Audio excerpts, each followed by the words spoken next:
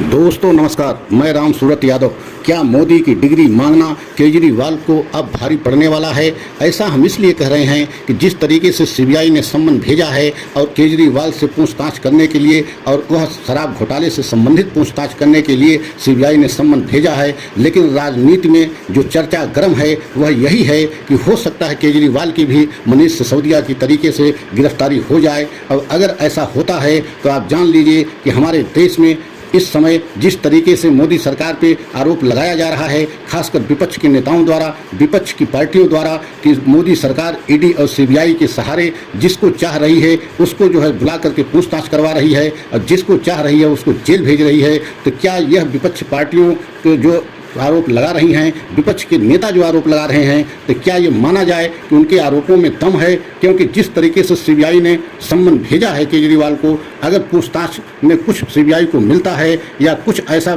CBI को सबूत हल्का फुल्का भी कुछ मिलता है, तो क्या केजरीवाल की गिरफ्तारी हो सकती है? जो इस समय पूरे देश में चर्चा का विषय बना हुआ है कि मनीष सिसोदिया के बाद अब केजरीवाल की भी गिरफ्तारी लगभग हो सकती है। तो अगर ऐसा हुआ तो आप समझ लीजिए कि पूरे देश में सभी विपक्ष की पार्टियां और मजबूत होंगी और एक मंच पे आ जाएंगी। क्योंकि अभी आपने देखा है जिस तरीके से राहुल गांधी की सदस्यता गई थी, उस विषय को लेकर के देश की सभी पार्टियां एक मंच पे आ गई थी। और आपने यह भी देखा होगा कि वह पार्टियां राहुल गांधी के साथ में समर्थन में आ गई थी जो राहुल गांधी के समर्थन में या कांग्रेस के समर्थन में कभी नहीं थी। वह आम आदमी पार्टी हो या जो है बंगाल की ममता बनर्जी की पार्टी हो या अखिलेश यादव जो समाजवादी की पार्टी उत्तर प्रदेश के हैं, ये सारी पार्टियां जो है राहुल गांधी के समर्थन में आ गए थे और कांग्रेस के समर्थन में आ गए थे। और सभी एक सुर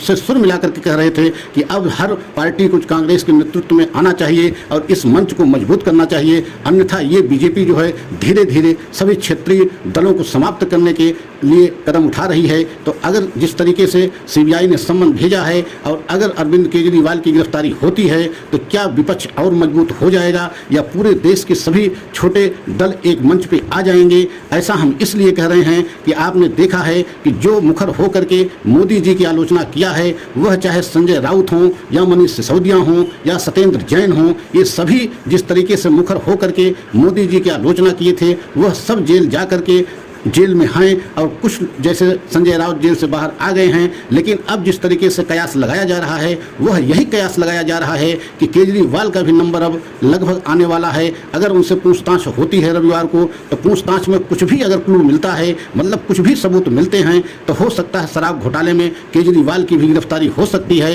क्योंकि शराब घोटाले को लेकर के जिस तरीके से बीजेपी ने आरोप लगाया है और बीजेपी का कहना है कि दिल्ली के शराब घोटाले नीति में बहुत बड़ा जो है घोटाला आम आदमी पार्टी ने किया है और उसी मामले में मनीष सिसोदिया इस समय मौजूदा समय में जेल में हैं भी और उनको अभी जमानत नहीं मिल रही है। और उसी मामले में अब केजरीवाल से पूछताछ होने जा रही है। अगर केजरीवाल जेल जाते हैं तो आप समझ लीजिए कि पूरे देश में एक तरीके से राजनीति एकदम गर्म हो जाएगी और पूरे देश के सभी पार्टियों के नेता एक मंच पे आ जाएंगे। ऐसा हम इसलिए कह रहे हैं कि इस समय देश के सभी राजनीतिक दल बीजेपी के खिलाफ एक तरीके से मुहिम चला दिया है। और आपने देखा है कि जब से राहुल गांधी की सदस्यता गई है तभी से विपक्ष के सभी दल, विपक्ष के सभी बड़े बड़े नेता एक तरीके से राहुल गांधी के समर्थन में आ गए और कांग्रेस के नेतृत्व में बीजेपी को सत्ता से हटाने के लिए भी एकजुट हो गए हैं। तो अगर ऐसे में केजरीवाल की गिरफ्तारी होती है तो आप मान लीजिए कि इससे विपक्ष और मजबूत हो जाएगा और मोदी जी के लिए आने वाले समय में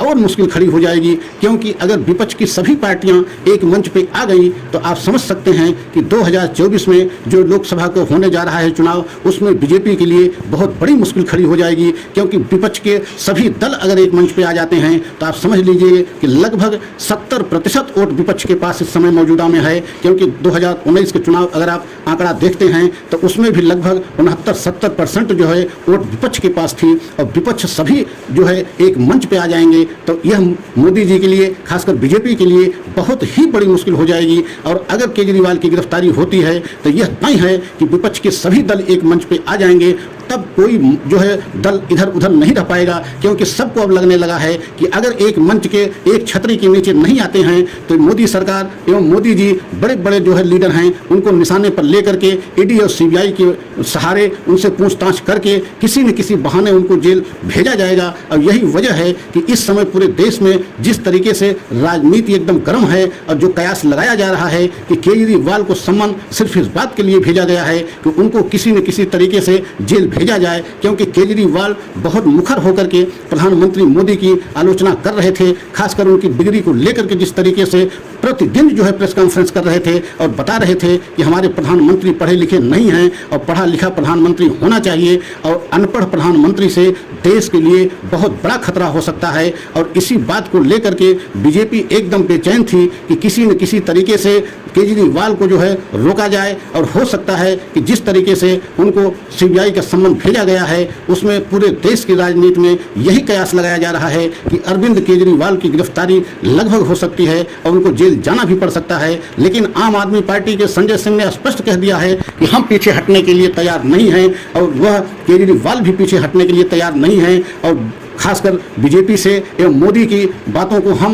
उजागर करते रहेंगे, मोदी के घोटालों को हम देश की जनता के सामने लाते रहेंगे। हमें भले जेल जाना पड़े, किसी हद तक हमको जो है सजा मिले, लेकिन हम किसी भी कीमत पर मोदी के घोटालों को सार्वजनिक करेंगे, जनता के बीच में लेके जाएंगे। अब उसके लिए हमें कुछ भी कुर्बानी देनी पड़े तो आप सोच सकते हैं कि आने वाले समय में हमारे देश की राजनीति एकदम जो है एकदम गर्म होने जा रही है। और खासकर केजरीवाल को लेकर के अगर केजरीवाल जेल जाते हैं तो आप समझ सकते हैं कि देश की सभी विपक्ष की पार्टी एक हो जाएंगी, और एक हो जाएंगी तो बीजेपी को बहुत मुश्किलों का सामना करना पड़ेगा। और हमारा यह सच सभी देशवासियों को अच्छा लगा हो तो लाइक सब्सक्राइब अवश्य करें, कमेंट के द्वारा अपनी राय दें, अगले सच की प्रतीक्षा करें। अगला सच पुनः हम लेकर के आएंगे, पुनः सच में मिलेंगे। जय हिंद, जय भारत।